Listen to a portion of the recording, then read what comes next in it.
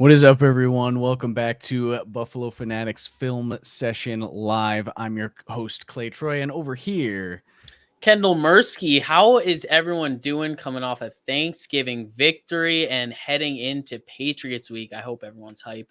I know I am.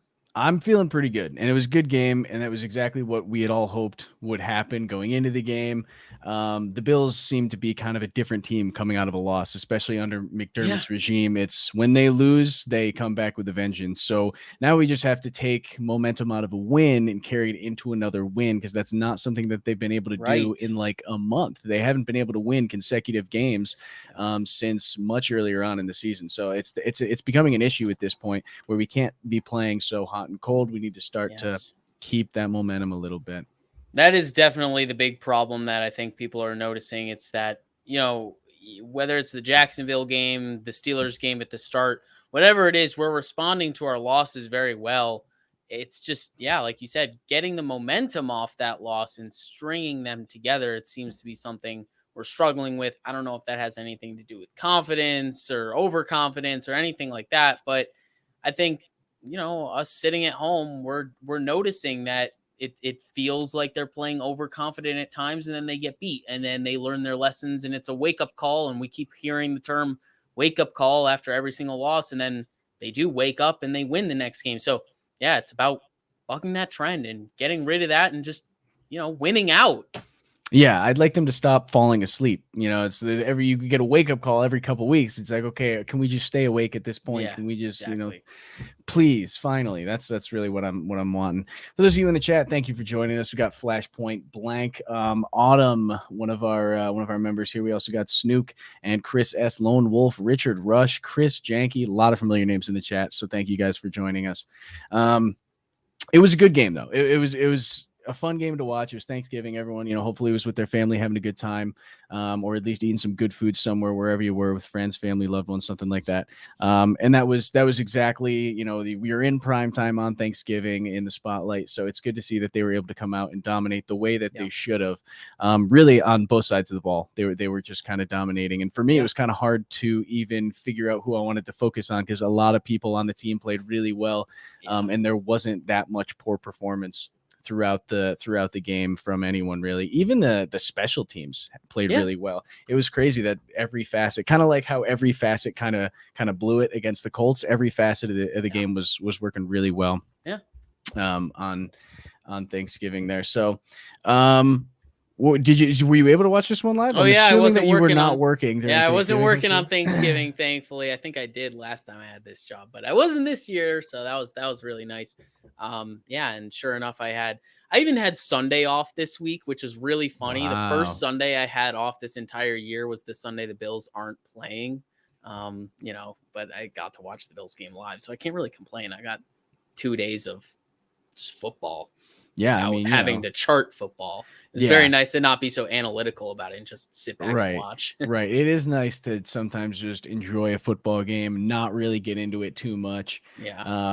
But it's I see a lot of people talking about Ed Oliver in the chat. Ed Oliver should have got a turkey leg. Love seeing how consistent. And I agree. Ed should have been the one eating the turkey leg, because he was eating all day. So we might as well just transition right into what we're going to talk about here, and that's our MVP of the day was Ed Oliver. Let me change our background here real quick. Ed Oliver. We've talked a lot about Ed Oliver, and I don't want to I don't want to kind of make it repetitive to a point where it's like we keep talking about Ed Oliver, but when he keeps playing so well, it's really hard to ignore it. Yeah. And he had a hell of a game. I don't know what it is about Thanksgiving. That was kind of his first game in his career. Thanksgiving, his rookie year in 2019, when he really kind of broke out a little bit and played a really good game. So it's good to see that he's still got that kind of a mojo on Thanksgiving, but. Mm-hmm. We're just going to look at a few plays from Ed here, and I'll pause it here early. We just got him over in the 3-tech. Harrison Phillips is a good play from him as well. He also had a very good game, Harrison Phillips. Like I said, so many of these guys played really well, and I could really talk about any of them. But Ed here just doing a really good job of pressing off his man in front of him. Harrison doing a similar thing where, they decided not to double team either of those guys. And Harrison kind of plugged the hole, and Ed Oliver was able to slip past his dude and go make the play. And I can't remember which angle we get from the end zone view. Yeah, this is a great angle here. Yeah. But yeah, the way Ed Oliver engages, and we've just seen it all year, it's just violence at the line of scrimmage for him. He is firing off every opportunity he gets and full collision, press the man off in front of you. And like I said, they actually go to double Ed first. They chip Ed and decide to leave Harrison by himself before going off to a linebacker. And like I said, Harrison Phillips also doing a really good job of flowing with that zone run block here to plug up the hole. And then, Ed Oliver pressing the guy off and just going and making a tackle. This is an early play too. This is early in the game, and this, it's a tone setter when they're trying to establish the run, and you say, "No thanks, but we'll keep you back in the backfield." Yeah, this is a really good example of his motor because he's just consistently being aggressive at the point of attack. Like you said, he's engaging with that blocker. He's not letting the blocker get on top of him. He's meeting him at the point of attack on multiple occasions in this play, and it keeps his chest plate clean enough because he's so aggressive at the point of attack, where it keeps his chest plate clean enough where he can just continuously shed that block from 76 or 78. I can't tell what number that is. And yeah, he eventually sheds it completely and makes the play. I do wonder, not to be petty, I wonder how much of this offensive line, the Saints offensive line trying to get to the next level, the second level, has to do with Tremaine Edmonds being back. Yeah. But I guess maybe that is just me being petty. Either way, this is a really good play by both our interior defensive linemen. Yeah, I think it's the way that they go to double Ed, but Ed is already flowing with the zone block. He knows what play is coming, so he's already flowing that direction. That extra chip doesn't really matter that much for him. And if anything, it might help him a little bit to kind of get outside. And he still works back inside too. That's the amazing part. Like, he's so great on these zone runs because he can get anywhere he needs to get because he has the agility and the strength. He's not he doesn't have just one trick. He's not a one-trick pony. He can do multiple different things we've seen him at the one-tech spot, even though that's not where he's greatest. We've seen him operate from the one-tech using his strength. We've seen him operate from the 3-tech using his strength and his athleticism. And I think this is a play where you see both those coupled together nicely. Yeah, absolutely. And, it's like he's almost playing tug of war here, the way that he is going back at this guy, where it's like, you kind of go in waves, where he's just going in waves at this guy. And when he's able to get that second one, he's able to press him off like that. And it's just one of those Ed Oliver things that we just love to see in his development. Here's another one. We got Ed. I'll try to bring it back and pause it right before the play starts here this time. Ed's right here. He's almost in a one-tech here. I think he's I lined can't tell up if he's inside. Head up on the guard right there. I can't really tell from it's hard to tell. We'll see from the end zone angle. I'm pretty sure I have that one on here as well. But Tremaine Edmonds also, up at the line of scrimmage. Matt Milano at the line of scrimmage as well. But this one is just, I don't even know what I can say about this, because it's just Ed Oliver using his hands well, being fast, being powerful, getting his weight underneath him and good really driving up. It's just, there's so much good stuff to like about this one. And I'll go to the other angle as well so we can see it a little bit better. But the way, because first of all, it's a very I love this play call and this stunt that the Bills are running here. I'm pretty sure it's Hughes comes all the way across to come back, I think, in this A gap, in the far A gap is what his responsibility is. He kind of darts all the way back over. and that allows, first of all, it causes two guys to be blocking Jordan Poyer. Your tackle is man on man with Matt Milano, and then you have one-on-ones over here. So I really, really love the scheme on this one. This was a great blitz design. But Ed Oliver does all the work himself, really. It's a one-on-one. It's me versus the center, and I'm going to go do my thing.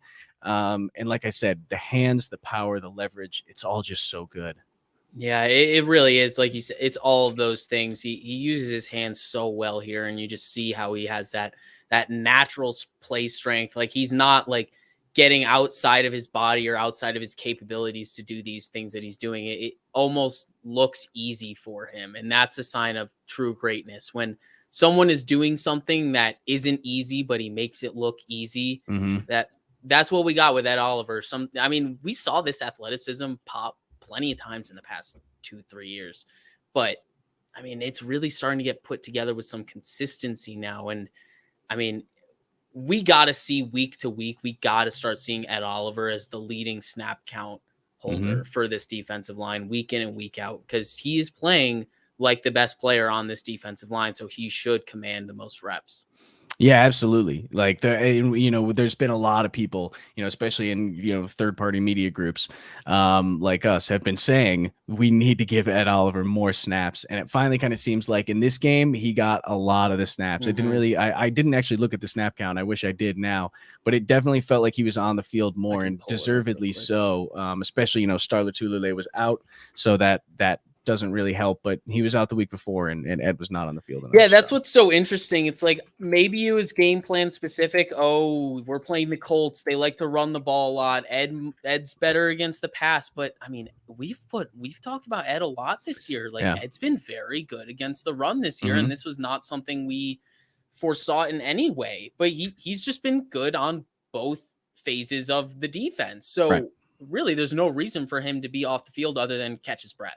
And obviously that's the true meaning of the rotation as it is. So I'm okay with him not getting 100%, but I want him to be the leader. I agree.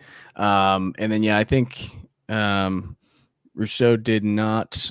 Sorry, the reason I brought this up is because I was saying the same thing about Rousseau and run defense. Did not versus run. I can't. Yeah, you're saying Rousseau did not suffer versus run in the Colts game, and I would agree with that. That was one of the things where I'm like, Rousseau needs to be in all the freaking time because he's really good. And I will say, Jerry Hughes plays that side better, and he did have a lot of good pass rushes in this game on that side. So it makes it really, really tough when you have a really good run stopper and young defensive end in Greg Rousseau, and then you have to, do I want to put this veteran in who can pass rush a little bit better, and he's not very good at the run defense. So it's really tough because we haven't really seen Rousseau kind of break out in the pass rush like that. But yeah, the D line has been very interesting. I will say too, before we get like too much further, the new guys were pretty good as fill-ins. What was it, Brian and Oncow? They were both very, very handy fill-ins. It was very nice. And like I said, Harrison Phillips also played very well. F.A. Obata too. And I mean, I'm trying really hard not to say the whole defense, but Mario Addison also had a really good game. It was the whole defensive front, guys. This is why it was so difficult for me. I'm just gonna pull up the oh god. Oh, I don't know happened why there. I was going to pull up the snap count, but my screen share, you see this? It's just what's going on with that? I'm not pulling it up. Is it still doing it? Okay, we're gonna get people seizures. Exactly. I'll just list it off. So in order of snap count, it went Ed Oliver and Harrison Phillips tied. Then Greg Rousseau was third. Jerry Hughes was fourth. Then tied for fifth, Epinesa and Obata. And actually, Addison was also tied for fifth. And then Brandon Bryant and Eli Anku were 18 snaps and 14 snaps, respectively, with the least on the defensive line. That's which fine. Obviously they were fill-ins. Yeah, they're fill-in guys. No, it's very surprising to me to see Phillips, Oliver, and Rousseau actually led the defensive line in snaps last week. I would not have expected that. But, I mean, outside of Phillips, based on, what he's been doing this entire year, I do want to see Rousseau and Oliver at the top end of the snap counts for the defensive line, because they've been playing really well. Absolutely, yeah. We can move on here to another Ed play. We got him on the far side here, 3 tech. It's pretty wide, actually. It might be, we could maybe call that more than a 3 tech. But once again, it's just it's just Ed Oliver very, very aggressively attacking the zone run. And I mean, look at the penetration compared to even anybody else so far, and he's got the leverage here too. AJ Epinesa got a good first step as well, and he's got a good hand placement outside. So that takes away the outside lane. So good on AJ Epinesa. I know someone mentioned him earlier in the chat, kind of talking about what's going on with him. And to be honest, I haven't really taken too deep of a dive in it, but he played well in this play. But Ed Oliver is really the star of the show here, getting through, getting up on that rip. And he's hyped up after that one, which I love to see Ed Oliver hyped up. He just keeps playing better the more hyped he gets. And this is really a solo play that he's making by himself. And like I said, this is very, very well covered. Milano's in the gap. Epinesa's got the outside, but there's nowhere to go because Ed Oliver is destroying that cutback lane. Yeah, it's just the way that he can flow down the line of scrimmage with his lateral strength and mobility on these zone runs. Like he blows up zone runs because he is the perfect mix of strength and agility. You see it on this play. It's perfect. Where does he line up here? Like 4I 3, like he's a wide 3. Yeah, like yeah. You debate it's 4I or 3 technique. Either way, like he's getting completely across the formation here and making the play and forcing a cutback. Like you said, it's just impressive to see a defensive tackle move like this. There aren't many defensive tackles that have the kind of skill set that Ed Oliver has, and he's finally cracking the potential that we always thought he had. It's really great to see him put it all together. I don't know how else to talk about it, because we've just talked about so much of the nitty gritty with Ed, like the past 12 weeks. It's tough to keep, beating a dead horse, but I mean, he does it every week. Like he's just putting together a great season. Yeah, and it's tough too because Harrison Phillips, the one that's getting doubled here. Initially, 7-6 wants to break off and block Milano eventually, but the center 5-1 goes right. That's not the center. Sorry, that's the guard. He goes directly up to try to take care of Tremaine Edmonds there, and that is just that's one of those things where it's like I don't know if that's something that you can do against Ed Oliver anymore. With the way that Harrison Phillips is playing as well, I think you have to get a hand. I mean, sure, we can call that a hand, but that's nothing. He swipes that right away, which I didn't even realize he was swiping away another guy's hand as he was ripping through this block here. But I think you need to get a shoulder pad on him from someone else. It's hard to say go win a one-on-one matchup against Ed Oliver, and it's really, really awesome that he's finally gotten to that point where teams are going to have to need to double team him in order to be effective. And that's what's making our defense so lethal this year. It's steps forward from people like Ed Oliver and Tremaine Edmonds, because if you want to double Ed Oliver there, it leaves Tremaine Edmonds open. If you want to get to the second level and block Tremaine Edmonds, it leaves Oliver open. Right. That's why depth on the defense is so huge. You can't just be strong in 6 of the 11 spots. You got to try to get to 10 of the 11 spots being above competency, and we're well past that point. Right. And it's so this defense is just so unique in the way that they can operate because of their personnel. Taron Johnson's playing linebacker here. He's essentially playing outside linebacker. So look at our linebackers covering the lanes. The guard went straight up to the linebacker, so he's got the gap here. But linebacker here, and with the protection. I mean, it's just so cool to see the kind of stuff that they're able to do on this defense. Yeah. Next play here, we got Ed here. Down a 3-tech again. This one is more of a little bit of a gritty, high motor type of a play here, but he ends up getting the sack. And this is something that we haven't really seen a lot of our defensive linemen at all be able to finish the pass rush. But Ed Oliver works his way through, and it's like we said before, it's a one-on-one. And if he's able to squeeze through, then that's trouble all day. And the center doesn't have any time to get over and help because he's already squeezing through that little bit of a gap there. And a little bit of a scary tackle on Trevor Siemian. I'm not going to lie. If I was Trevor's mom, I'd be sweating a little bit after that one. But yeah, it's just a really good play from Ed here to keep on fighting through it. Yeah, that hand fighting is next level. You see how persistent he is fighting through that B gap right there, and it's relentless. You see 76 gets his hand on Oliver's chest plate, but he's just persistent with it. He keeps fighting through the hand checking, and he gets his chest plate clean and fights right through it. Like you said, it's a motor play, and I mean, we saw it early on with Ed. We saw that the motor was there. like I said before, and I'm saying it again, it's just about putting it together, and he's doing it. I mean, this is what you want to see. It's putting the technique together with the athleticism, because we knew the athleticism was there.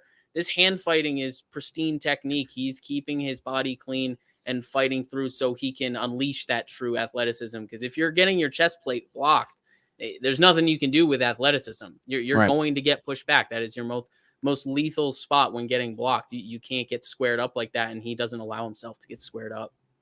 Yeah, absolutely. And I do want to bring up this super chat. Thank you very much, John and March, for the donation. Just Thank an you, attaboys for fantastic film breakdowns every week that educate us all. Thank you very much, John and Marchie. Although I don't think I educate you that much, because you comment stuff in the chat. So I'm like, oh, I didn't think about that. So thank you for sticking around as well, and keeping our chat smart. And we our chat is it's got to be one of the smartest chats in all of football, if I had to say so myself. Because I don't know if there's any group of fans that care about football as much as Bills fans do. Yeah. There's so many outlets for you guys to watch all this stuff, and you learn so much about football. It's just really cool to see everyone kind of come and talk about football on a high level. So thank you, John and Marchie. Anyway, we can move on from that one. I think I don't know if I have another Ed Oliver play here as well. No, we're moving on to LVP, which was easy to pick, but it was just still a pretty small sample size of plays that I could pick, and it was Dion Dawkins. And I know that people when Dion Dawkins messes up, everyone notices, because when he's the blindside tackle, if you screw up, and I will say Granderson played a hell of a game. I had no idea who that guy was until after this week, but I know who he is now, because he in prime time made Dion Dawkins look really silly a few times. So good for that guy, but it was a little upsetting to see that former teammate of Josh get in there and make some plays on him. This was the first one. This was the sack, and it really it's weird. It's just it feels like there's a lack of effort, a lack of speed, athleticism. I don't even know really how to put it, but it's like he's almost just not ready for Granderson to go outside on the speed rush, and he just can't really get good solid contact. He kind of whiffs a little bit on that initial contact into the shoulder pads, and then from there it's pretty much over, because he just can't really. He even tries to pull him down, and he really does kind of throw him into the turf there, which I guess even if you get the holding call, protect your quarterback at all costs. But he's still able to get in there and roll into that sack, because it's the initial contact and the slow feet afterward that don't allow him to recover and push that guy upfield. Yeah, that's the thing I want to focus on. It's definitely his footwork. I mean, this looks so similar to the Jacksonville game, where it just looks like he's not trusting his athleticism and his footwork. It almost looks like at a certain point he's just giving up. He's just like, I can't meet him around that apex. I can't get there. I'm just going to use my arms and waist bend, do all the unathletic things that left tackles shouldn't do. Right. And at a certain point, he just kind of bails on it and tries to make the best out of it. It's just, he's caught in a bad position. I mean, it's tough to know, obviously, what the defense is bringing. Obviously, you see it's really just Dion and Bucker on an island. Right. Like no one's even over there. You can't really expect that Bucker is going to be free to help you out. But I mean, it's just this footwork thing. It's consistent. We're seeing it be an issue for multiple weeks now. I'm not going to say it's week after week after week, but we've seen it on multiple occasions this year where it looks like he's just not trusting his athleticism, and he's probably the second most athletic guy on this line after Morse, but he doesn't act like it sometimes. Yeah. So it's just fishy. Yeah, and that's the thing, is it's so curious, because he's very good, and he's not even having a bad season. He's had bad games, he's had bad plays, but he's still having a good season, which is just so weird that we've never really seen him kind of lose big like this before on these reps that we're seeing so far this season. And in the past, it's been like accumulation of little mistakes. Right. This year, it's been like so glaringly obvious when he makes a mistake. Everyone wants to make him the scapegoat. And it's understandable, because it pops out on broadcast. Like when he's making these mistakes, like it's like Big 73 is just winking you in the face. Like, know it's him. Yep. But I mean, just because you make a couple of big mistakes doesn't mean you're the reason for every downfall of the offensive line. And I think that's kind of the nuance to this when it comes to the discussion on Dion Dawkins. Big mistakes don't need to be weighed super heavily. They should be weighed more, but it's still at a point, it's about quantity. Usually it's about quality over quantity. But when you're talking about mistakes, I feel like in football, you're kind of focusing on quantity. You're trying to reduce the quantity of mistakes. And I feel like Dion has done that. It's just the quality of those mistakes. They've been pretty big. Yeah, I'll agree with that. And it's definitely been showing because, some of the fans are coming for his head, but for sure. Yeah. It's not Spencer Brown time on the left side, guys. First of all, Spencer Brown I don't think he's ever played left tackle. Maybe in high school. Actually, no, he was like a tight end in high school, wasn't he? I don't think he's ever played left tackle, guys. It's very different. It's tackle to tackle, but it's different. The footwork's different. Everything is like flipped over, and so everything changes. It's different. So he's a good right tackle, though, I will say. But Darrell Williams also played a really nice game, I have to say. He had one play where we let a very good Cam Jordan get in and hit Josh's arm, and it caused an interception. But that was the fault of Cam Jordan, Josh Allen, and Darrell Williams together that caused that one. So also it was a nice catch. But yeah, one of those things. But it's nice to see at least that that he's playing better. Play 2 here, and this was just another one. First of all, it's another really good move. I was not expecting, like I said, Granderson to be so effective as a pass rusher like this. But this is the infamous shirt pull that we all saw live on TV and knew that whatever was happening next was not going to count. I once again, I get it. He will rather take a hold than let Josh get hit. And I respect that in your lineman. You protect your quarterback at all costs. So that's fine because he was going to get hit, Josh. If he was not pulled at all and slowed down, Josh might have taken a hit there. He's an athletic guy, maybe made a move still and got around him, but he did what he had to do to protect his quarterbacks. So yeah, that being said, he needs to make the block in the first place.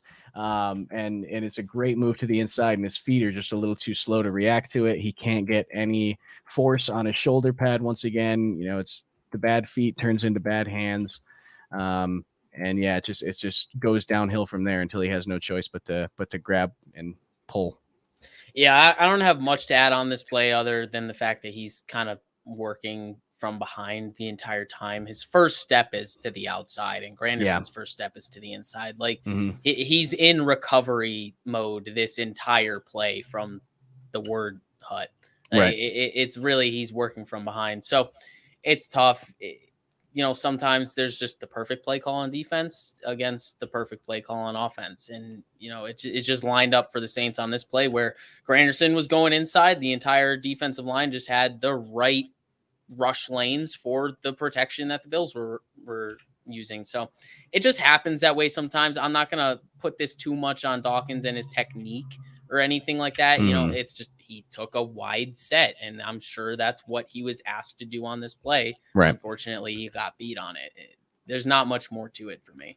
Yeah, Devin Singletary could have helped out as well. Yeah, I mean, it's tough because the play action takes him almost away from where that's going anyway. So he's kind of already out of the play. But yeah, it's more so just the inability to recover, and it was felt because when you decide to pull the jersey like that, that's gonna get you every time. Yeah, it's tough on that play action though, because it's like, yes, Singletary probably should have blocked him, but usually on those play action fakes, if you're being asked to kind of like check and release after the play action and be like, okay, after the play action, see if there's an extra rusher, pick him up. Then if there isn't, then go out and go on a route. Right. There isn't an extra rusher here. There's just a free rusher of the 4. You're not really expecting Singletary to pick that guy up. His assignment is to pick the extra guy up. There wasn't one. Right. So it's tough. Like, as he's getting that fake handoff into the gut, he's reading to see if there's a 5th guy. And when there's not, then he's like, okay, I'll go get into my route. But you see, obviously, it's all muddied in the backfield because of what happens there. So I don't know. It's tough for me to really assign blame to anything other, like you said, just the recovery of Dawkins. Yeah. Yeah, I think that was what I was most disappointed in. Yeah. This next one, it's another good move by Granderson here, and I mean, that's a left tackle that's making a lot of money to play left tackle, and Granderson just made him look silly, man. I mean, that's a great spin move. That's Devin a really good spin move. Somehow still got away from that tackle. I don't know how. That dude is so elusive. He got 2 yards on this, first of all, because Dion, after making his mistake, he did grab Singletary and push him for a couple of yards, and it mattered because it was a loss of 2 from the beginning there. And Dion Dawkins, with the help of Devin Singletary's elusive duck through that first tackle there, helped him get a couple on it. So yeah, it was just another one of those plays where it's a great play defensively, but you got to hold him off for a little bit longer than that, man. It's like he just kind of let him spin him around like that. Yeah, it's really not great. It's just not a good look for someone that sorry about that. For someone that we locked up as our franchise left tackle, but I see people in the chat talking about how he's not worth the contract, and I understand that, but I think John puts it into perspective. Dion does well. He does what he's asked of him. Mm-hmm. It's obviously has not been ideal this year, but we're not paying him elite left tackle money. We are paying him as a mid-tier left tackle. That being said, we locked him up for some years, so we're expecting him to perform at a franchise level. But it's not like we're paying him to be Trent Williams. Yeah. He's not. That's not who he is. We're paying him to be average to above average on any given Sunday. It's just unfortunate that he's fell below average on some Sundays. Consistency is obviously the name of the game when it comes to football. We see it with Dawson Knox this year. We see it with Ed Oliver this year. We see it with Tremaine Edmonds this year. Consistency will change your perception of how a player is in totality. Right. And because of the lack of consistency this year, we're seeing a lot of people jump off the Dawkins bandwagon. Mm-hmm. And it's understandable, but patience, guys. Like it happens to every player. Players go through bouts of bad play. I think, there are obviously people that are excusing some of it because of the late COVID bout that he had in August.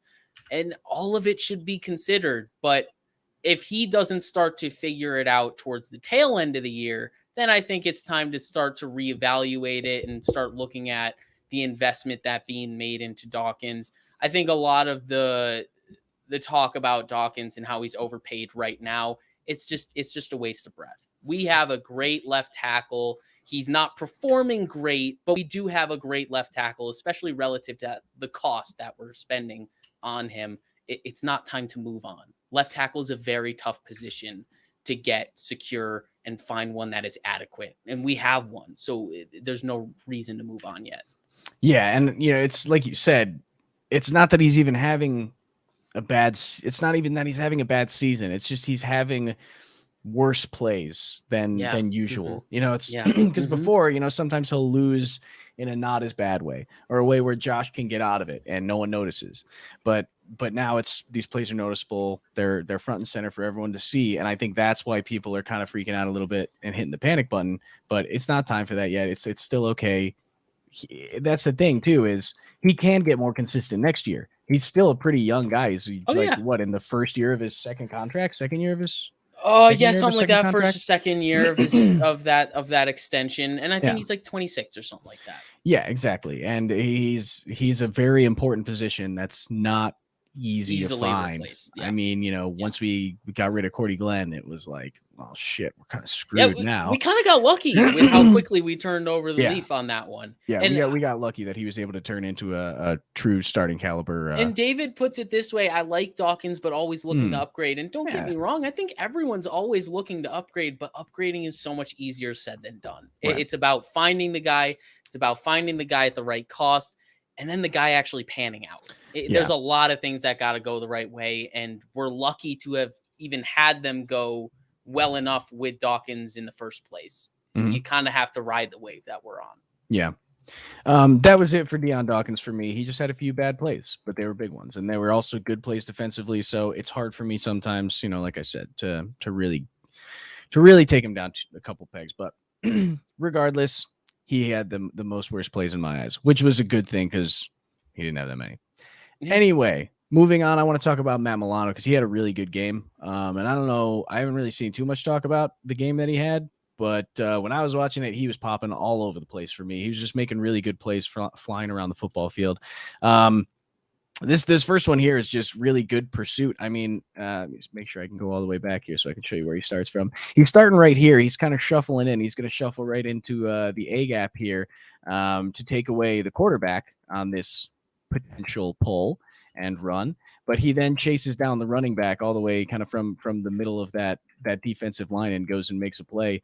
Just a good athletic play. And, luckily he's slowed down by Greg Rousseau, who's doing a great job of containing on the outside there. And that's what teamwork's all about.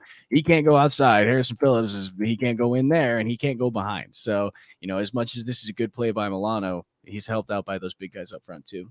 Yeah, for sure. That's a good highlight of the people that aren't even making the play because everyone's got to do their 111th, like we've heard so many times. But this play is really a sign of a healthy Matt.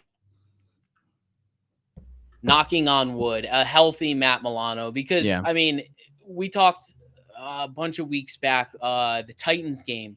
He specifically looked like he was hampered by that hamstring, and he just didn't look as spry. We know he's very like quick twitchy and jumpy to get into his run fits. He pops athletically off the screen. Yeah. And this is a play that shows that. You see him almost like Reed stepping downhill, which is a very unique thing.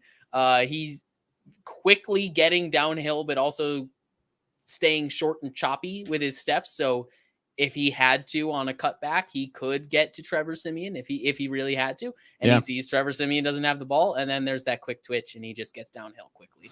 This is the attacking Milano we all love. We all love to see Milano when he's playing aggressive, attacking, blitzing with aggression. When he's healthy, he's a different animal.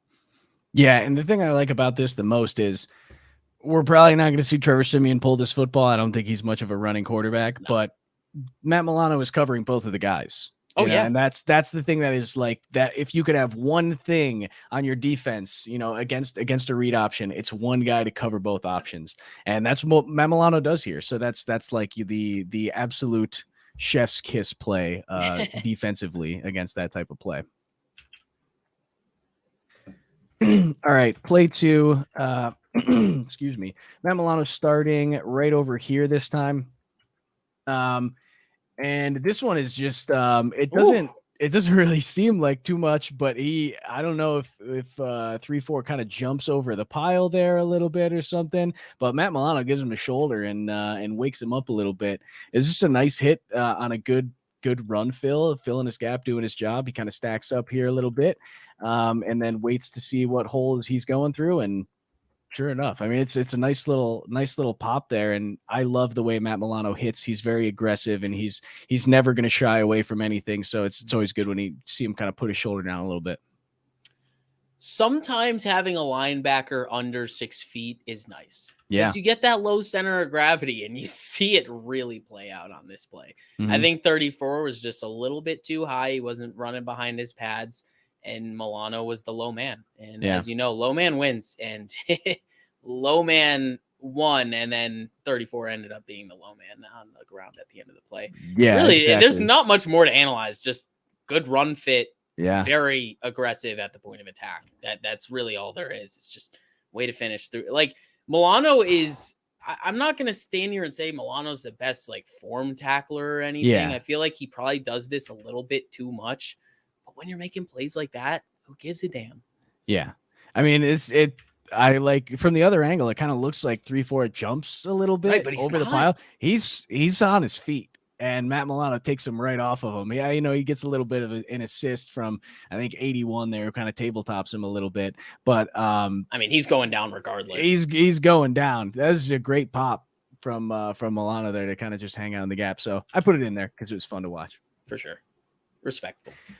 Let's see. This one I think is pass defense, and it's just good recognition, good speed and athleticism. Starting and then very close to the line of scrimmage here. Yeah, exactly. He's creeping up, and then he's out in the pass coverage, and still, giving this guy a good shot. Now it's Ty Montgomery that he's out there covering, but yeah, he's kind of creeping up a little bit, showing maybe blitz.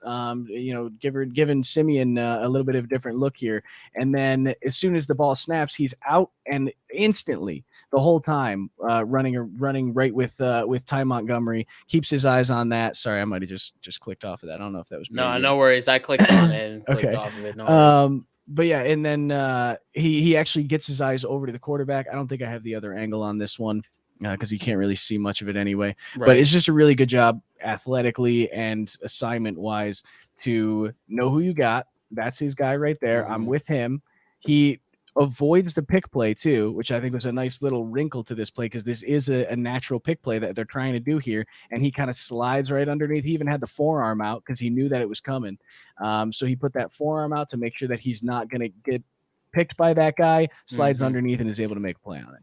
Yeah, that's a really good play. You broke it down really well. Like just assignment sound. Like this is just a cover 3 shell and he's just getting out to the flat real quick. And yeah, it's just replacing your man. Like Trey goes into his deep third and Milano's got to get to that vacated zone as fast as possible because obviously Simeon sees White drop into that deep third and there's a vacated zone, but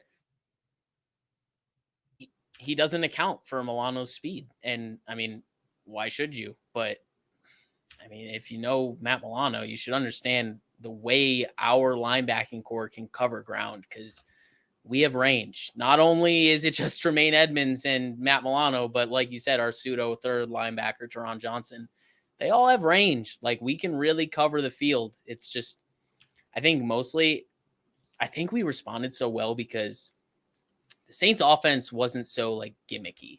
They weren't doing a lot of crazy pre-snap motion. There wasn't any like gadget guy to worry about or anything like that. It was very just straightforward vanilla offense this game, and I think the Bills handle that very well. If the Bills defense just has to play assignment sound, they're gonna do that. It's really if they get outwitted, that's when I feel like we lose on defense. Yeah, I'd agree with that because the defense is very good. Either that or it's a run game that's just too strong. Well, yeah, that's kind of the other one to bring it up, but yeah, because that can happen. But yeah, I really like this play in pass coverage just because too Trevor Siemian is throwing to the wrong guy because Matt Milano is covering both of them, kind of a thing.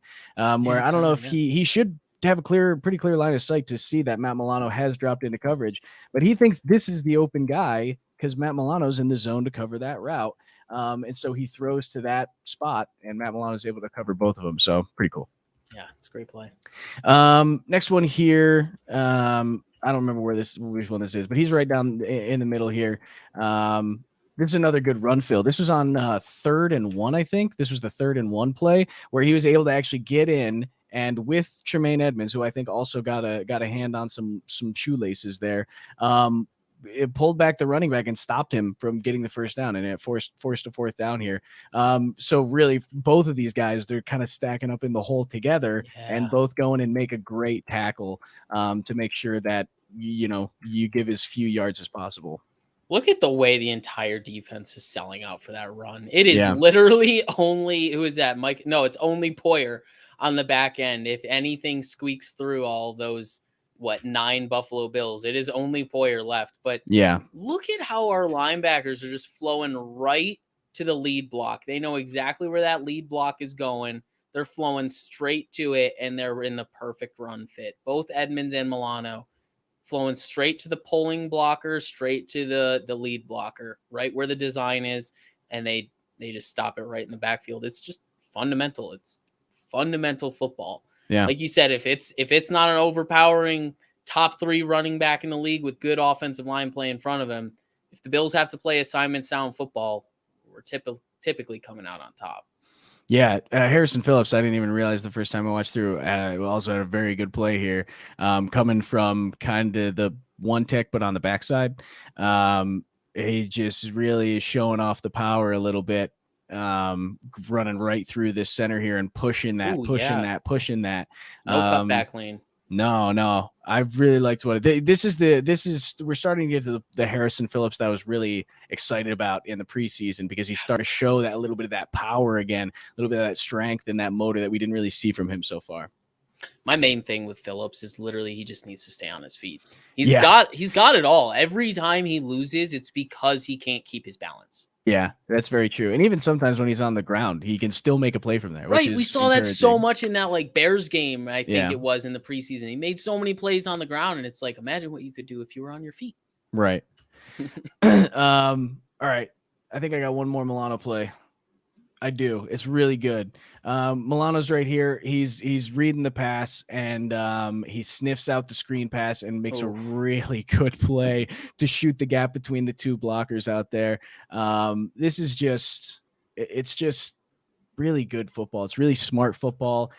He's watching the quarterback. He's seeing what's going on. He sees the vacating lineman, shuffles over with Ty Montgomery, and as soon as the ball's in the air, because he wants him to throw the ball. He doesn't want him to throw it into the dirt.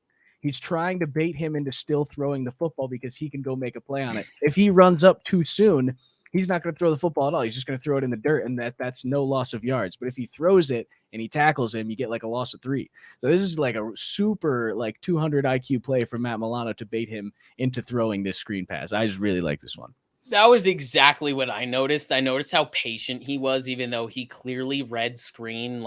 After the first second, he was like, no, I'm just going to make it seem like I don't know what's going on. Because you can see he's flowing with it. He is flowing with this screen, and he's just waiting for that ball to be thrown. And yeah, like you said, rather get a loss of 3. As a defense, you'd rather get a loss of 3 and a loss of a down than just a loss of a down. And Matt Milano plays it perfectly. Yeah. Yeah, and to split the blockers like that too, and just kind of be there too soon before they can react to it even. This is a Pro Bowl player, top linebacker type of a play. And this might have been my favorite one from the day. And this was later on in the game. So as I'm watching through, I'm like, yeah, he played really good. And then this play is like the cherry on top for me. So yeah, I don't know what it is about screen recognition, but that's just like that's something about it when analyzing defense. I love when a defender can just recognize a screen quickly. I don't know what it is, but I really love it. Yeah. And to me, it's always funny because it's like y'all know it's a screen, right? Your linemen are just leaving. How do you not? It's pretty obvious. I know.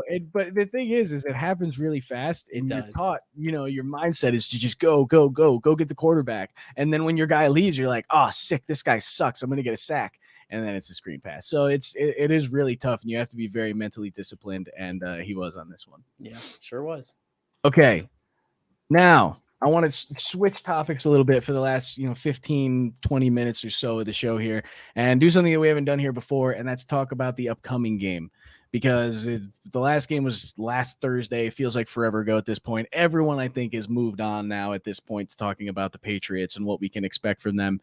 And specifically, who I wanted to talk about was the quarterback, Mac Jones, and if he's good or not. Should we be scared of him? Because I think a lot of people have heard about him and have kind of watched a little bit, but aren't really no one really knows, I think, if he's good or not. The casual Bills fan who doesn't watch a lot of Patriots football, so isn't really sure. So I wanted to take a few of the plays from the game that he was running last week against the Titans. And this is a solid win for them. Obviously they had help on defense. And that got a few fortunate plays for him, but the defense is also very good and opportunistic, much like the Bills defense. So we're gonna go through a few plays and just kind of talk about really what it is that makes Mac Jones and why it's effective. And really it's very simple. And this is probably the most one of the more impressive throws that he made in the day, where it's like a little bit of a double play action. He's reading the zone over here. Excuse me, I got a frog in my throat today. But what I really like about this is he's freezing these two guys in the zone, and that is one of the things that we're going to see a lot from Mac Jones. He's very, very good with his shoulders and his eyes of telling these defensive players where to go, especially in zone defense. For a rookie, he understands where his guys are going to be, where the defenders are going to be in relation, and where he needs to look first if he wants to go somewhere. So he's very smart. He's a very smart quarterback. He doesn't usually make a lot of mental mistakes. If he does, it's like a split-second decision mistake where it's like, I probably shouldn't have thrown that ball. The gap's a little too small type of a thing. Right. Or it's a terrible throw, which is not common, but every once in a while he just kind of throws one. It's weird. But like I said, this was probably his best throw, one of his better throws of the day, and that's because he's freezing these two guys here. As soon as that gap opens up, he knows that Jacoby Myers, I think that is going to be hanging out right in that soft zone, and it's a good throw, and it's very simple. He's very open, and that's fine because that's what the Patriots will take. If they can get a guy wide open in the zone like that by making everyone think they're going to throw short, because that's what they do more frequently. They don't usually like to throw it 15, 20 yards down the field.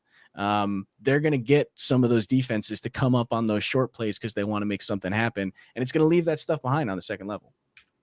Yeah, I think the name of the game for the Bills is really being disciplined and not biting on all that short stuff. Like, if they want to take the short stuff, take the short stuff. We just got to gang tackle. If they're going to keep taking 3-3-3-3, one of those times they're not going to convert the fourth down. We just kind of have to play the numbers at that point. It's not worth getting beat on a shot play like that. Yep.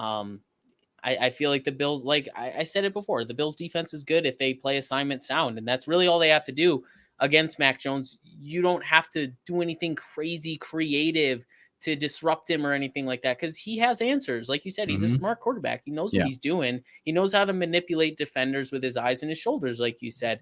It's really just about staying in your zone. Maintain that zone integrity and make him make the tough, small window throws, because he's very accurate, but he doesn't have a crazy strong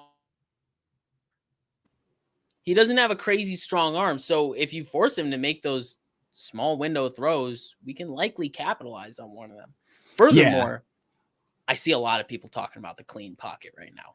Yes, guys, I know we're all envious of the clean pocket, but I think what we have to look forward to is the fact that the Bills need to make sure that's a muddy pocket. Yes. Obviously, like that's the name of the game. If we can get pressure with our front four, or even get creative just a little bit every now and again with a blitz every now and then, that's a good key to get Mac off script. If we get Mac to improvise, we win. That's something he's not so great at. He's a great pocket passer. Yep. But when you force him to use his athleticism, that's where you see his talent kind of capped out. He is at his cap when it comes to his athleticism. He has room to grow as a thrower, a passer, a reader of the field. He's already so mentally there.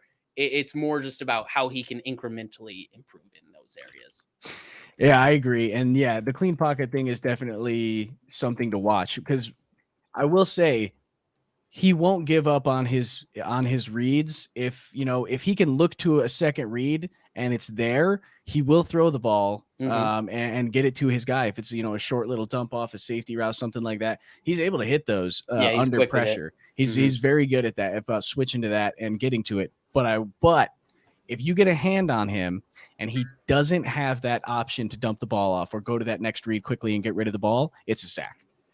For the most part, you can sometimes force him out of the pocket, but that usually doesn't go well for him either. So there are a lot of things that can be done to stop Mac Jones. And getting that pocket, getting him uncomfortable in the pocket, I think is going to be one of the more important things. John DeMarchi said, watch the high safety on the hash. And that's 3-7 over here. And I don't know what he's doing. Our guys wouldn't do this. So if this makes you feel any better, Bills fans, our safeties would never do something like this, like turn your hips inside like that. Isn't that the dude that was rated higher than Poyer and Hyde I think PFF? Is Kevin Byard I thought you said 7 or 3-1? I thought it was Amani Hooker. Are they both rated higher? There's no way. I thought that's what you said 2 weeks ago or something, because remember Chris Janke checked us on it. I think it's Amani Hooker there, but either way, it's weird. I guess that's not a smart. It's not a smart play. I mean, I don't know why you would so easily give up your hips like that, especially when the strong side of the field is to the side, you're turning your hips. Like all the like 3 of the 4 routes are being ran to your backside. Why are you turning your back to that? Yeah, it just doesn't make any sense to me. It's not a heads up play by him, but like I said, our guys wouldn't do this. This is accurate. Turn your hips to the outside, cover the guy going deep. But what is that? Our your two of your high safeties end up in like the exact same spot, covering this 5-yard patch of grass. So yeah, we won't have to worry about that one. I have to put this up because I saw that as well. Yeah, I was hoping you would bring that up. Yeah, it has to be. Well done, Jason. Well done. Couple more plays here from Mac Jones, and I don't remember what order I put them in. So yeah, this is Mac Jones. And this is also, by the way, this was Tom Brady. The reason why the whole Tom Brady Mac Jones comparisons are happening is because both play for the Patriots. Both are pocket passers that cannot run the football, and both are anticipatory passers that know where to go with the football. And so Mac Jones is not Tom Brady. The reason Tom Brady's Tom Brady is because he's had great defenses for a lot of his career. He's very smart, and he is one of the most clutch guys ever. So Mac Jones is not Tom Brady, but he knows how to run an offense. And this is an example of that. He understands the route concept that he has going over here. We have a deep in here by 8-4, and then I think that's Jacoby Myers 6-1 is just coming up on an in route inside of it. You want to clear this guy out and get the in route going. I mean, it's man coverage anyway. I actually know this is zone, isn't it? I can't even tell at this point. But regardless, I mean, he looks over, sees that guy's going out. The middle backer is frozen because of this route. That's not Jacoby Myers. That's 1-5, I think, catching the football. But really, his eyes actually, I think, stay at the middle backer first, and that's the route that he wants to look to first, which makes this even more impressive, really, because that's not his first read. He's looking at the linebacker, sees that he's occupying that middle space. He knows to look back to this side. That's the next place to go. Sees that the clear out's working and go underneath. It's an easy completion. They get 5 yards on it, but 5 yards is 5 yards. If you get it every play, you score touchdowns. I actually think you had it right. I think this is man coverage. I think this is cover 1 with his linebacker in that middle zone. And yeah, like you said, he's obviously you want to look at that deep crosser at the start because that's the quickest hitter and the most efficient quick hitter because you're getting a lot of bang for your buck on that deep cross.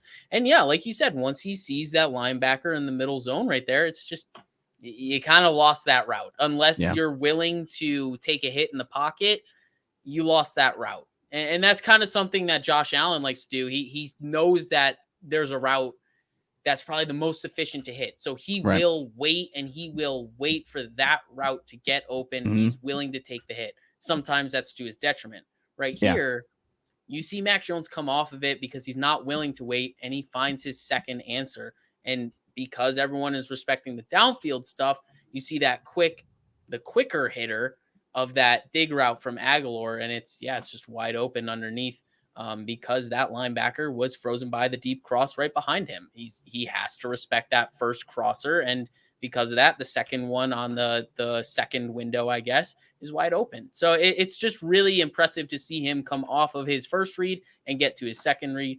Not sure actually if that's his first or second read. It could have been all, deception, like just look at the deep crosser. This is actually your first read. But either way, it's still impressive because he's playing within the offense. Yes, yeah. And that's exactly what, the whole point of what I want to get at is he plays within the offense. He understands what he's got going on. And that's what makes him so effective as a quarterback here. I wanted to put this one in because this is a touchdown pass. Doesn't look like one yet. Right? I mean, this is a Mac Jones touchdown. Josh Allen doesn't get touchdowns like this. Would be nice if he did. But this is such a simple, it's just a zone defense. This is not legal at this point. They're past 5. That's not legal. They get away with it. Though sometimes you don't get the calls. Actually, did they get I don't think that's a flag. I'm pretty sure this was the touchdown that was counted. I mean, either way, we still get the point of the outcome, even if there was a flag on the play. Right. And it's just a simple concept where you get your big tight end to kind of run a natural pick play. And it works to perfection. He just gets his guy the ball and lets him do the rest. And that's something that we kind of see Josh Allen afraid to do sometimes or not want to do sometimes is just get the ball in a playmaker's hand and let him do some work with it. He more so wants to get big yards, and that's why we don't really have a lot of run after catch stats. Yeah, we don't have a lot of rack this year. Yeah, not great. But this is the kind of thing where it's like it's so simple and it seems like it's so easy to stop. But things like that happen. And once again, I don't really know what kind of coverage this corner underneath was playing. The Bills wouldn't really play it like that. He would not drop back so aggressively. I think he'd have his hips facing a little more downfield a little bit because he's got the safety help over top. And his job is more so to play an over-under and make sure that this guy isn't able to get anything until it's passed off to the safety, which the Bills are really good at. So things like this, I don't think would be as important. We make that tackle at the 30. Yeah, I think it's really funny, like comparing this back to Josh Allen, because this is more of what I want from Josh Allen. I would like to see him just take the quick crosser because we have athletic wide receivers. I'm not expecting like a Cole Beasley to go make this play because we know how he kind of just falls forward and gets the most yards he can without getting hit. And I honestly respect him for it because I'm also a fellow small guy. Yeah. But we have guys like Diggs who we see create yards after the catch consistently. Yep. Dawson Knox create yards after the catch consistently.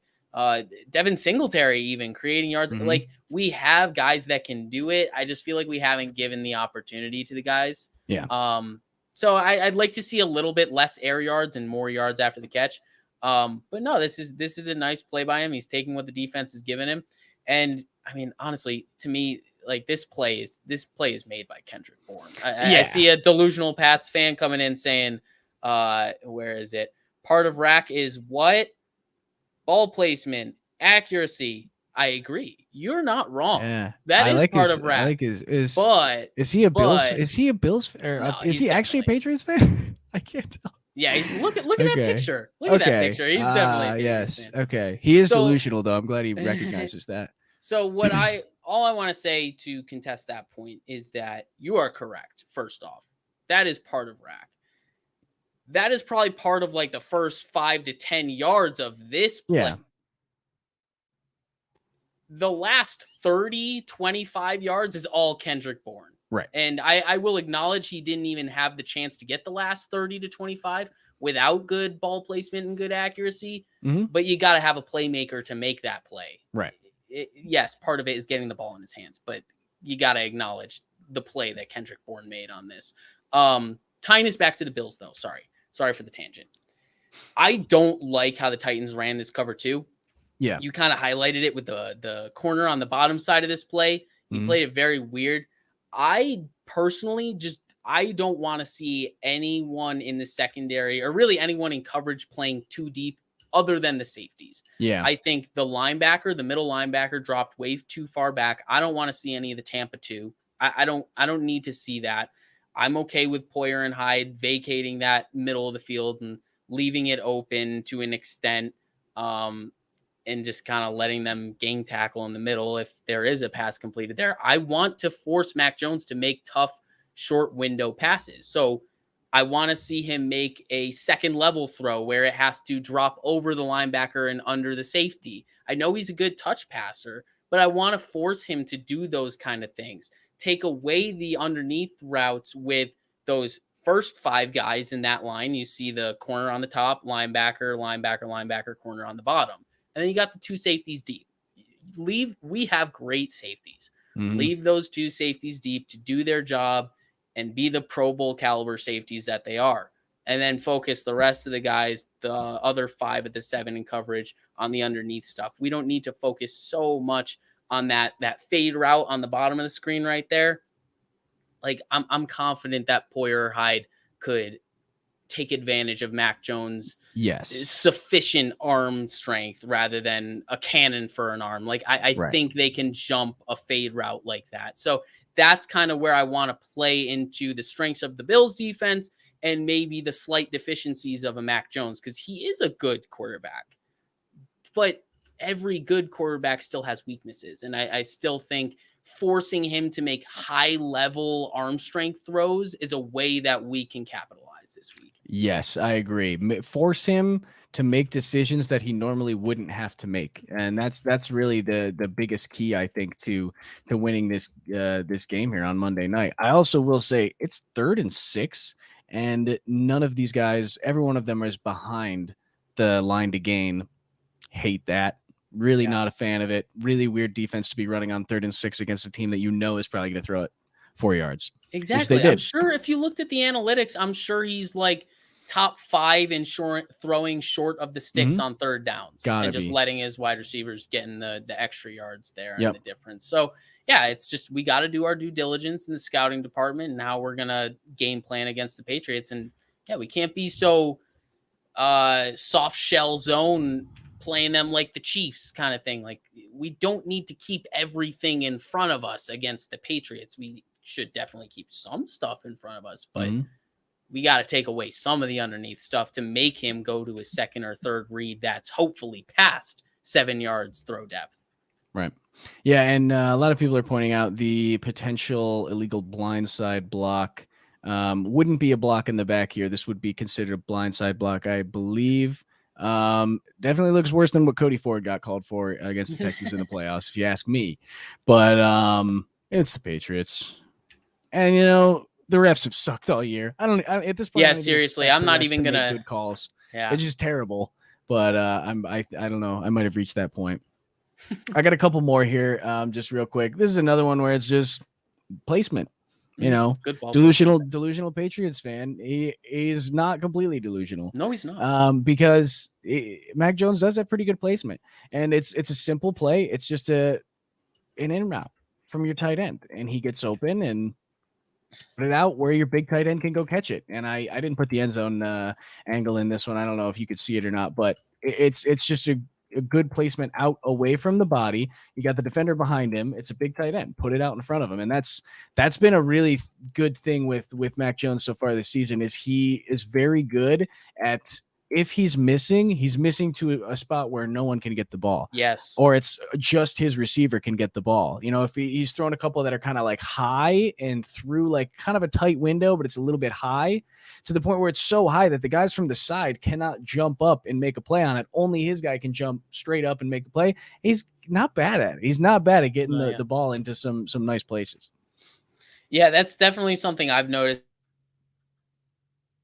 He's not necessarily the most careful with the ball if you're like looking at stats, because he has given up the ball a few times with interceptions.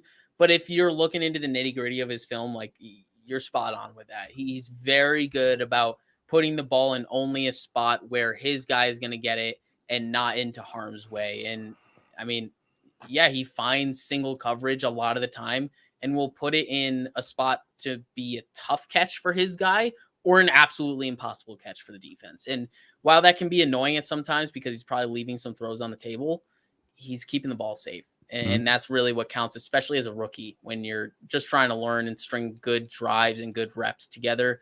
That's what you want to do. You want to keep your team ahead of schedule in that sense of things, not give up the ball and waste possessions. Right. There is one more play that I want to talk about. And it's just real quick, and I kind of want to talk about it. And I haven't watched a lot of Mac Jones film. I watched this game in full. I watched some of the other stuff casually. But it seemed to me in this game that he doesn't really like being in the red zone because the windows are just a little bit smaller everywhere. Right. And it seems like that's a little bit of an issue to him because he likes the big windows that he can throw into when his guys are, running these concepts. But when those windows are smaller, he tends to panic a little bit. And tell me, keep an eye on this linebacker right here and tell me if you've ever seen Matt Milano make a play like this before, because that's 6 points that linebacker just dropped. And that's one of those things where it's very simple. Your guy's just doing an out route, not a great route, by the way. By who's that? A guy I think that's too much John money to. So yes, a guy they paid too much money to. But it's one of those things where the gaps are going to be smaller, and the Bills defense has the ability to read routes like that and make plays on them. And hard to say if they would have done it. Matt Milano maybe catches this one. I'd say he's probably got pretty sure hands. But yeah, this is something that the Bills can take advantage of for sure. Is forcing him into tight windows in the red zone, and this happened a lot in the red zone in this game. If it wasn't there immediately, too, he would try to run out to the side. That usually never worked. He would usually end up just throwing it out of the back of the end zone. So I think in the red zone is where the Bills are really going to be able to end those drives. Obviously they're going to end drives in the middle of the field, but because of the way that offense operates, they're going to dink and dunk and dink and dunk. And as soon as they get to the red zone, they really have to make sure that they keep those tight windows tight. Yeah, no, I couldn't agree more. It speaks to what I said earlier about making him make strong arm throws, making him make the high level NFL throws, because he's capable of a lot of them, but there still are some that he has to prove to at least me. I personally think he has some throws that he just needs to be better at before defenses know how to defend him. There's just certain things that you can do to optimize your defense relative to Mac Jones in the passing game. And it's really taking away the quick curl outs like you see right there from Jonnu. This is just good film study. Like, really, you can tell like that defender breaks on it the second he sees Jonnu flip his hips. Yep. It's just good film study. I mean, if you just got to take away the short stuff. Like, you can't take away all of it, because then you're leaving the easy fade balls for him. You just got to take away the right stuff, and it's so much easier said than done. But yeah, it's about the steady mix of keeping him on his toes and making sure he doesn't have a quick and easy first read like this, because you see, like, he trusts, because Jonnu has that outside leverage on that guy. He trusts that he's going to be able to fit that ball in there. And just because the defender reads the route well and understands what's being run against him, he jumps it. So it's just about that route recognition, the film study, the prep of how to create the most deficient Pats offense. And it's just taking away that quick, easy first read. At least to me, that's what it's all about. Yeah, and that's very well put. And that first read is going to be really important. Can the Bills take it away? And can they take away the second read too every once in a while, because that's if he is able to go off his first read, it's not a Tua situation where it's first read or bust. He can go to his second, maybe third read. He's smart. He processes very quickly. Absolutely. So it's tough. John and Marchie, thank you again for the donation. If you want to be the man, you must beat the man. Ric Flair. Sorry, I didn't realize I was supposed to be doing a Ric Flair accent there. My bad. Bring on Thunderdome Monday night. My hunch, first of three fight Pats. He thinks we're going to play them 3 times this year. Oh, okay.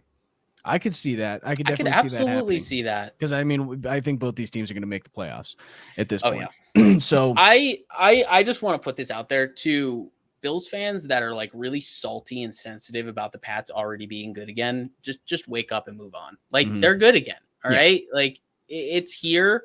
We just have to deal with it now. Like, Belichick isn't some incompetent fool, and it's not like their team was absolute hot garbage last year. They just didn't have a quarterback to keep them the football. And now that they have someone that's sufficient at game managing, and even more than sufficient in throwing the ball and reading the field and all those kind of things, they're actually having some success on offense, which helps their defense not stay on the field all the time. They have a good team. All right, let's not poo-poo it. At the same time, let's not get on the high horse that like Stephen A is getting on and overhyping them to the point where they're never going to reach the expectations that some people at ESPN are setting for them. But they are still a good football team. So we need to treat them like it. And I have no shortage of confidence that McDermott is going to have this team pumped up for Patriots week. Like, every single Patriots game since McDermott has been in town, they've given their best games of the season. Even the ones when we've lost against the Patriots when McDermott has been the coach, it's been a very good fight. Like, the Bills have played their best game. So I expect the Bills to be very juiced up for this game. I don't expect to see an overconfident Bills team, a lackadaisical, complacent Bills team. I'm not expecting that. I'm expecting them to be fiery, almost treat this like they treated the Chiefs game, like a pseudo Super Bowl. I'm expecting that from the Bills this week. Yeah, I agree. They got to be fired up. There's no option, and hopefully those guys come out with some fire in their bellies and really want to punch those guys in the mouth, especially because they are the division champ or the division leader right now. Excuse me. Yeah. And so you got to go out and beat them. I think they got to beat them twice this season if they really want to make sure that they take this division, because it's a tough AFC right now. With pretty much everyone has 4 losses in the AFC, so it's super close.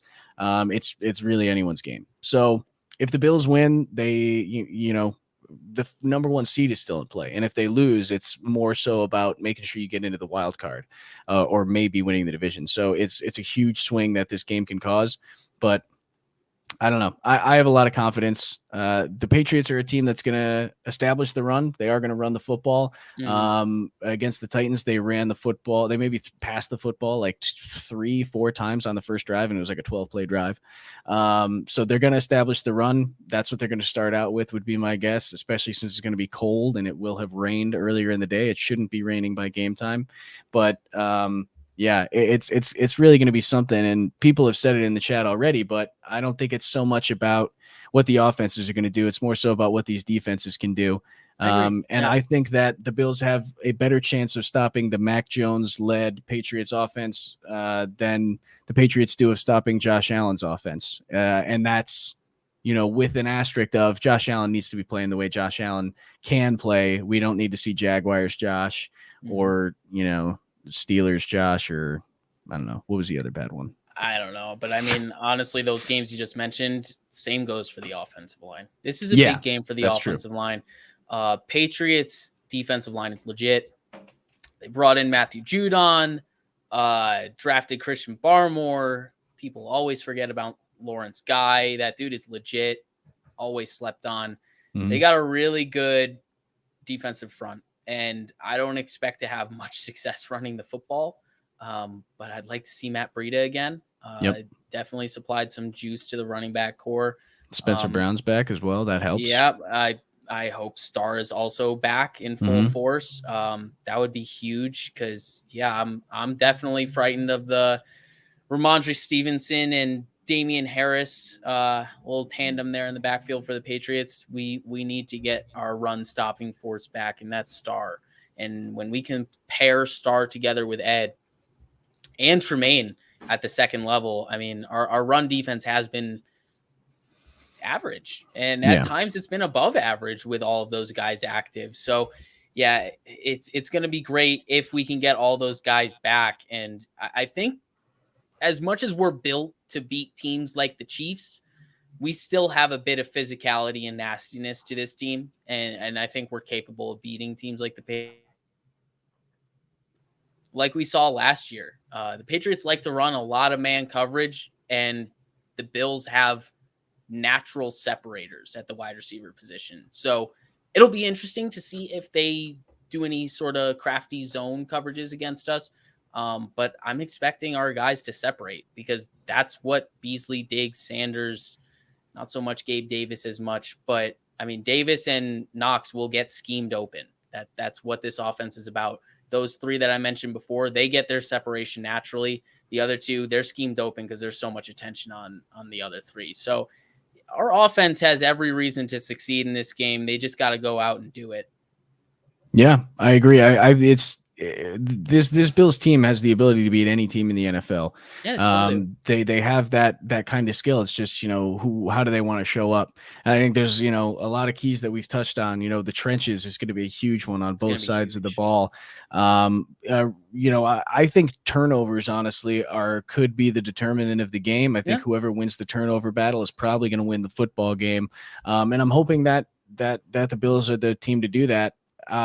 Honestly, I think Jordan Poyer is probably a rookie quarterback's worst nightmare, really. Not only is he playing with the best season that he's had, one of the best seasons that he's ever had in his career, but he's so good at baiting the quarterback that I think going against a rookie like that and making him think that the window's open when it's not, he does it to experienced guys. So I'm excited to see him do that. I hope Leslie Frazier and Sean McDermott give him the opportunity to, because you got a different corner in there on one side, and that hopefully that doesn't make them play too conservative, because Dane Jackson can play. And if you want to hear more about Dane Jackson, we're going to be on with the 585 report tomorrow talking Dane Jackson. So join us for that as well. But yeah, I mean, I think we've touched on it enough. Now it's just, I don't know. You got anything else to say? Great fucking plug. Well done. Oh, I mean, had to do it, you know. We're also sponsored by NordVPN. Speaking of plugs, let me get the ad out. There we go. Go to the bfvpn.com and sign yourself up for NordVPN. You get 70% off the 2-year deal. It's a great deal. It's under $4 a month. Protect your internet, keep yourself secure, and don't let that IP be traced. There's some fun stuff you can do too with DAZN. I'm pretty sure Pierre has a pretty sweet commercial about that somewhere on our YouTube page, so go look that up as well. But yeah, I mean, that's it for me. Monday Night Football, it's a huge game. It's another spotlight game for the Bills, and it's time. Gotta go 1-0 this week. Yeah, that's all you got to do. Just focus on this week. Last thing I'll say, I need to echo what you said about the safeties. I'm expecting a big game from the safeties. If Hyde and Poyer pick this week to be the week that they falter even a little bit, it's not looking good. Like that would be super unfortunate. But I'm not expecting that. Like, they've been so good this year, and a game against a rookie quarterback with the mind games and the disguised coverages that they can run on the back end, helping out guys like Levi and Dane on the outsides. I'm expecting a big game from Poyer and Hyde, one or the other or both, whatever the combination is. I'm expecting our safeties to play a big part in the victory this Monday night. I'm hoping so as well. Yeah, and it's time to shut everybody up. This is your opportunity, Bills, to go out and shut the media up. So just got to go out and do it. And that's all, man. So we will be back, hopefully breaking down a sweet Bills win on Monday night. But until then, go Bills. Go Bills.